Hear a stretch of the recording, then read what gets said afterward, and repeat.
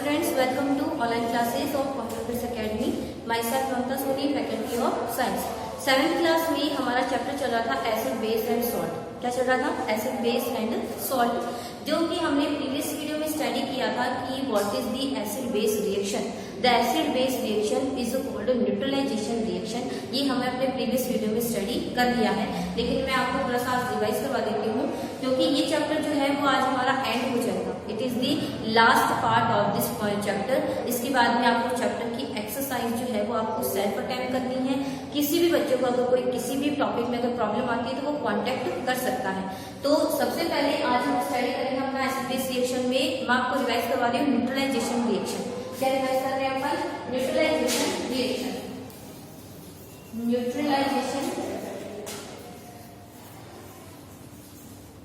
Neutralisation reaction, ठीक है. अब न्यूट्रलाइजेशन रिएक्शन जो है, इसको what is the neutralization reaction. Neutralisation reaction को आप अदर वर्ड्स में कह सकते हैं एसिड बेस रिएक्शन. क्या कहेंगे इसको? Acid base reaction. क्या कहेंगे इसको? Neutralisation reaction. Neutralisation reaction is called acid base reaction. तो इसमें होता क्या है, एक एसिड जो होता है एसिड, वो बेस के साथ में रिएक्शन करेगा और क्या बनाएगा? वो बनाएगा सॉल्ट प्लस वाटर, और साथ में क्या रिलीज होती है? एनर्जी. तो इसको हम क्या कहते हैं? इसे हम कहते हैं neutralisation reaction. Neutralisation reaction is also known as acid base reaction. In this reaction acid react with base. In this reaction, acid react with base and form salt, water and energy. This reaction is called neutralization reaction. अब इसमें हमें example भी लेंगे. हम example से understand करते हैं कि एक एसिड लेंगे, एक बेस लेंगे और उनसे हम प्रोडक्ट बनाएंगे. तो एसिड में हम लेंगे यहाँ पे HCl. क्या लेंगे? HCl. HCl पता है सब बच्चों को? HCl को क्या कहते हैं अपन? Hydrochloric acid. क्या कहते हैं इसको? Hydrochloric acid. और बेस में हम लेंगे यहाँ पे NaOH. क्या लेंगे? NaOH. NaOH को हम कहते हैं सोडियम हाइड्रोक्साइड. क्या कहते हैं इसको? Sodium hydroxide. अब ये दोनों जब आपस में रिएक्शन करेंगे तो ये क्या बनाएंगे? एक जो H+ होगा, देखिए मैंने बताया था कि किसी भी कंपाउंड में जो एक होता है प्लस पार्ट और एक होता है माइनस पार्ट. तो H जो है ये पहले आ रहा है तो इसके ऊपर चार्ज होता है प्लस, और बाद में आने वाले आइटम पे चार्ज कैसा होता है? माइनस. ऐसे ही NaOH में आने पे चार्ज कितना होता है? प्लस. OH पे चार्ज कितना होता है? माइनस. तो इसमें क्या होगा? जब दो रिएक्टेंट आपस में रिएक्शन करते हैं तो एक रिएक्टेंट का पॉजिटिव पार्ट दूसरे के नेगेटिव पार्ट से रिएक्शन करता है. तो इसमें क्या होगा? जो H है वो किसके साथ में रिएक्शन करेगा? OH के साथ में रिएक्शन करेगा. तो ये दोनों आपस में मिलकर क्या बनाएंगे? HOH बनाएंगे. बनाएंगे क्या? इसका H इसके साथ में रिएक्शन करके HOH बनाएगा. HOH को आप राइट कर सकते हो H2O. क्या राइट कर सकते हो उसको? H2O. क्योंकि इसमें देखो दो हाइड्रोजन है और वन क्या है? ऑक्सीजन. तो इसमें क्या बन जाएगा? H2O. तो यहाँ पे प्रोडक्ट में क्या बन गया? H2O. क्या बना? H2O. अब देखो यहाँ पे क्या बच गया? एक बच गया Na+ और एक बच गया Cl-. तो मैंने बताया था कि जो पॉजिटिव होता है वो पहले आता है, नेगेटिव क्या होता है? बाद में आता है. तो एक पहले तो आ जाएगा Na+, बाद में आ जाएगा Cl-. इन दोनों को जब राइट करेंगे तो क्या बन जाएगा? NaCl. NaCl को आपको पता है NaCl किसका फॉर्मूला होता है? सॉल्ट का. NaCl किसका फॉर्मूला होता है? सॉल्ट का. अब ये जो न्यूट्रलाइजेशन रिएक्शन होती है इसमें देखो एनर्जी रिलीज हो रही है. इसका मतलब क्या होता है कि एनर्जी रिलीज होने के बेस पे या एब्जॉर्ब के बेस पे हम केमिकल रिएक्शन को टू पार्ट्स में डिवाइड करते हैं. एक होती है एक्सोथर्मिक और एक होती है एंडोथर्मिक. अब देखो यहाँ पे तो एनर्जी रिलीज हो रही है, यानी रिएक्शन से बाहर रिलीज हो रही है ना. तो this reaction is known as exothermic reaction. ये कैसी होती है? Exothermic reaction. यहाँ पे एनर्जी क्या हो रही है? रिलीज हो रही है. क्या हो रही है? Energy release. So it is also known as exothermic reaction. क्या कहते हैं इसको? एक्सोथर्मिक रिएक्शन कहते हैं. सभी बच्चों को क्लियर हुआ है ये? तो देखो न्यूट्रलाइजेशन रिएक्शन जो है उसको हमने क्या पढ़ा कि neutralisation reaction is also known as acid base reaction. अब हमने एनर्जी के बेस पर स्टडी कर लिया. It is also known as exothermic reaction. क्या कहेंगे? It is also known as exothermic reaction. इसको हम एक्सोथर्मिक रिएक्शन भी कहते हैं. क्लियर हुआ सभी बच्चों को? तो अब इसकी नेमिंग हम सभी कंपाउंड की सभी बच्चों को पता चल गया. HCl को क्या कहेंगे आप? Hydrochloric acid. NaOH को क्या कहेंगे आप? Sodium hydroxide.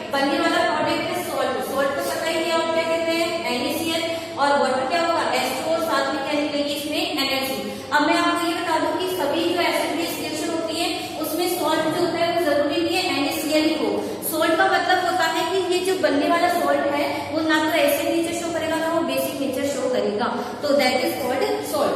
अब नेक्स्ट अपने आता है कि ये जो न्यूट्रलाइजेशन रिएक्शन होती है इसका हमारे डेली रूटीन में क्या यूज है, उस पॉइंट को हमें स्टडी करना है। What is the use of neutralisation reaction in our daily life. तो हम डेली लाइफ में इसका पॉइंट स्टडी करते हैं, what is its use. So use of neutralisation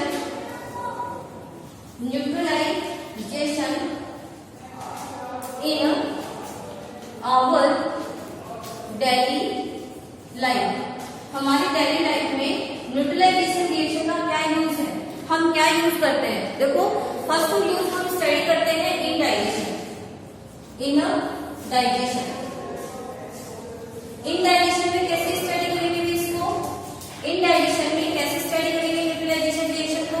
देखिए आपको पता है जो हमारा स्टमक होता है, स्टमक ह्यूमंस में एक एसिड पाया जाता है दैट इज कॉल्ड HCl।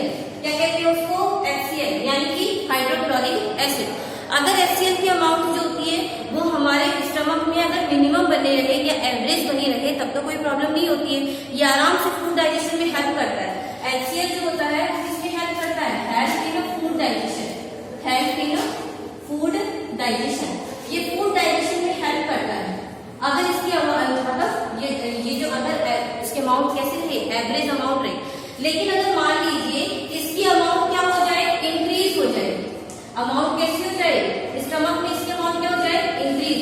तो जब इसकी अमाउंट इंक्रीज हो जाती है तब ये हमारे स्टमक में क्या करता है, फूड डाइजेशन को करने के साथ साथ में फूड डाइजेशन के अंदर जो मतलब कि जो बैक्टीरिया वगैरह होते हैं उनको तो किल करता ही है, साथ में एसिडिटी को भी ये इंक्रीज करता है। जैसे कि HCl है वो जैसे ही हमारी स्टमक में इंक्रीज होता है तो ये स्टमक में पेन क्रिएट करता है। क्या क्रिएट करता है, पेन। उस पेन से रिलीफ होने के लिए आप देखो स्टमक में HCl का लेवल बढ़ गया, एसिड बढ़ गया स्टमक में, तो इसको कम भी तो करना है ना। तो इस एसिड को कम करने के लिए हम इसकी रिएक्शन करवाते हैं बेस के साथ में। किसके साथ में, बेस के साथ में। तो to relieve this problem, stomach में जो इंक्रीज हुआ है इसके लिए हम यूज करते हैं MgOH का वॉल्ट्स। इसका यूज करते हैं MgOH का vaults, that is called milk of magnesium. क्या कहते हैं इसको, मिल्क ऑफ मैग्नीशियम। क्या कहेंगे, मिल्क ऑफ मैग्नीशियम। इसको ही हम क्या करते हैं, यूज करते हैं। मिल्क ऑफ मैग्नीशियम इसका नेचर होता है बेसिक। नेचर कैसा होता है इसका, बेसिक। तो ये हो गया बेस, ये हो गया एसिड, दोनों रिएक्शन करेंगे, मीडियम कैसा बन जाएगा, न्यूट्रल। तो ये था इसमें इन डाइजेशन में हमारे न्यूट्रलाइजेशन रिएक्शन का यूज। सेकंड हम स्टडी कर रहे हैं इसमें आंट एसिड। अब आंट एसिड में क्या यूज होता है उसको भी स्टडी कर लेते हैं, what is the use of antacid, ant bite में। सेकंड पॉइंट आता है अपना आंट वाइट। आंट वाइट में कैसे यूज होता है ये आपको पता है। जब आंट होती है ना, चींटी जो होती है वो जब बाइट करती है तो उसके बाइट करते ही हमें इन्फ्लेमेशन होने लग जाता है, पेन होने लग जाता है उस जगह से। जैसे मान लीजिए कहीं पे भी अगर आंट बाइट करती है हमारे हैंड की स्किन पे तो वो क्या होता है, इन्फ्लेमेशन क्रिएट करती है। क्यों, क्योंकि आंट बाइट में एसिड पाया जाता है। क्या पाया जाता है, एसिड। आंट बाइट में क्या पाया जाता है, एसिड पाया जाता है। उस एसिड को हम कहते हैं HCOOH, that is called formic acid. क्या कहते हैं उसको, फॉर्मिक एसिड। इस एसिड को हम कहते हैं फॉर्मिक एसिड। क्या कहेंगे इसको, फॉर्मिक एसिड। ये फॉर्मिक एसिड जो होता है वो जैसे ही हमारी स्किन में इंटर करता है तो ये उस जगह पे इन्फ्लेमेशन क्रिएट करता है। अब इस इन्फ्लेमेशन से मतलब कि फॉर्मिक एसिड जो है इससे रिलीफ होने के लिए हमें क्या लेना पड़ता है, सॉल्ट, यानी आप ये कह सकते हैं बेस का यूज करना होता है। तो आंट वाइट जो होता है उसमें जो फॉर्मिक एसिड पाया जा रहा है उसको उससे कम करने के लिए हम किसका यूज करते हैं, हम बेकिंग सोडा का यूज करते हैं। किसका यूज करते हैं, बेकिंग सोडा। किसका यूज करते हैं, बेकिंग सोडा। बेकिंग सोडा आपने अपनी प्रीवियस क्लास में पढ़ा होगा। बेकिंग सोडा को हम क्या कहते हैं, NaHCO3। यानी कि बेकिंग सोडा जो होता है इसका फूड बनाने में यूज किया जाता है। फूड आइटम्स जो होते हैं उनको बनाने में इसका यूज होता है, यानी कि ये फूड आइटम्स को सॉफ्ट बनाता है, इसलिए हम बेकिंग सोडा का यूज करते हैं। आंट वाइट जो होता है उसमें कौन सा एसिड पाया जा रहा है, फॉर्मिक एसिड। इस फॉर्मिक एसिड की अमाउंट को कम करने के लिए हम किसका यूज कर रहे हैं, बेकिंग सोडा। बेकिंग सोडा क्या होता है, NaHCO3। इस NaHCO3 को हम फूड आइटम्स में यूज करते हैं फॉर दी सॉफ्ट मतलब फूड आइटम्स को सॉफ्ट बनाने के लिए। यहाँ तक क्लियर हुआ सर बच्चों के। अब नेक्स्ट आता है अपने एक फैक्ट्री वेस्टेज। नेक्स्ट क्या आता है अपने फैक्ट्री वेस्टेज। फैक्ट्री वेस्टेज में कैसे यूज होता है? फैक्ट्री वेस्टेज, फैक्ट्री वेस्टेज में कैसे, जो फैक्ट्रीज होती हैं इंडस्ट्रियल, जो जितनी भी फैक्ट्री होती है वो सभी की सभी क्या करती है? वेस्ट मटेरियल को डिस्चार्ज करती है। आपको पता है कि इंडस्ट्री में क्या बनता है? वेस्ट मटेरियल बनता है। अब इंडस्ट्री में अधिकतर जितना भी वेस्ट मटेरियल बनता है it is acidic in nature. Nature में कैसा होता है वेस्ट मटेरियल? एसिडिक होता है। तो अगर इस वेस्ट मटेरियल को वाटर बॉडी में डिस्चार्ज कर दिया जाए, किसमें डिस्चार्ज कर दिया जाए? वाटर बॉडीज में। वाटर बॉडीज का मतलब क्या होता है? जैसे कि रिवर हो गया, लैक हो गया या कोई पॉन्ड हो गया, इन सभी को हम वाटर बॉडीज कहते हैं। अगर इस वेस्ट मटेरियल को वाटर बॉडीज में डायरेक्ट अगर इसमें डिस्चार्ज कर दे तो ये वाटर बॉडीज में आपको पता है क्या पाए जाते हैं? एक्वेटिक एनिमल पाए जाएंगे। इसमें क्या पाए जाएंगे? Aquatic animal. वाटर बॉडीज में क्या पाए जाते हैं? Aquatic animal. ये एक्वेटिक एनिमल क्या करते हैं? एक्वेटिक एनिमल जो है वो मतलब इन एक्वेटिक एनिमल्स की डेथ हो जाती है due to presence of this acid waste material, जो कि डिस्चार्ज होता है फैक्ट्री से। उस वेस्ट मटेरियल में एसिड पाया जाता है। अगर इस वेस्ट मटेरियल को या एसिड वाले मटेरियल को वाटर बॉडीज में डिस्चार्ज किया जाए तो वाटर बॉडी में पाए जाने वाले एक्वेटिक एनिमल्स को क्या कर देता है? ये किल कर देता है। क्या कर देता है? किल। तो सारे एनिमल्स क्या हो जाएंगे? किल हो जाएंगे। तो उसको बचाने के लिए इसमें क्या किया जाता है? इस वेस्ट मटेरियल के अंदर एसिड को, बेस को मिक्स किया जाता है।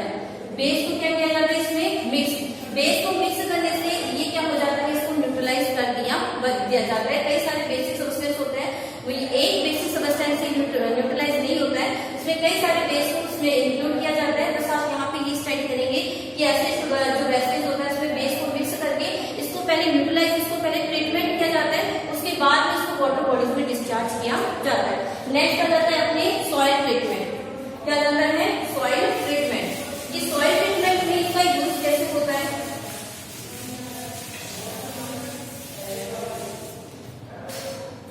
Soil treatment, soil treatment. Soil treatment में क्या है भाई? जब आपको बहुत ज्यादा, आपको पता है कि आज के टाइम में, टुडे टाइम में प्रोडक्टिविटी को इंक्रीज करने के लिए किसका यूज करते हैं हम? फर्टिलाइजर का। किसका यूज करते हैं? फर्टिलाइजर।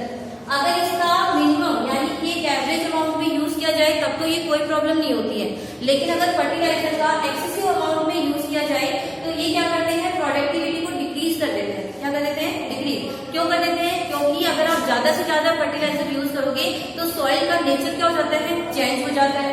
तो फर्टिलाइजर का एक्सेसिव अमाउंट में यूज करने से सॉइल जो होती है, फील्ड की जो सॉइल है, वो सॉइल जो होती है वो कैसे बन जाती है? नेचर में एसिडिक। कैसे बन जाती है? एसिडिक। अब ये जो एसिडिक सॉइल होती है इसको क्या किया जाता है? इस एसिडिक सॉइल को ट्रीट किया जाता है। क्या कहता है? ट्रीट। और ट्रीट करने के लिए इसमें या तो कैल्शियम ऑक्साइड का यूज किया जाता है या फिर इसमें यूज किया जाता है कैल्शियम हाइड्रोक्साइड का। इसका यूज किया जाता है कैल्शियम हाइड्रोक्साइड का। इन दोनों का यूज करके हम क्या करते हैं? जो एसिडिक सॉइल होती है उसका ट्रीटमेंट करते हैं। हमने क्या स्टडी किया? सॉइल ट्रीटमेंट में हमने ये स्टडी किया कि सॉइल को मतलब सॉइल को ठीक करने के लिए हम एसिड बेस का कैसे यूज करेंगे। तो सॉइल में मैंने बताया कि प्रोडक्टिविटी को इंक्रीज करने के लिए हम फर्टिलाइजर यूज करेंगे। फर्टिलाइजर का बहुत एक्सेसिव या मोर अमाउंट में यूज करने से सॉइल का नेचर कैसा बन जाता है? एसिडिक। और जो एसिडिक नेचर की जो सॉइल होती है उसको ट्रीट करने के लिए हम बेस का यूज करते हैं एज या तो कैल्शियम ऑक्साइड या फिर कैल्शियम हाइड्रोक्साइड। यहाँ तो इस पॉइंट तक आने के बाद में हमारा जो चैप्टर है वो कंप्लीट हो चुका है।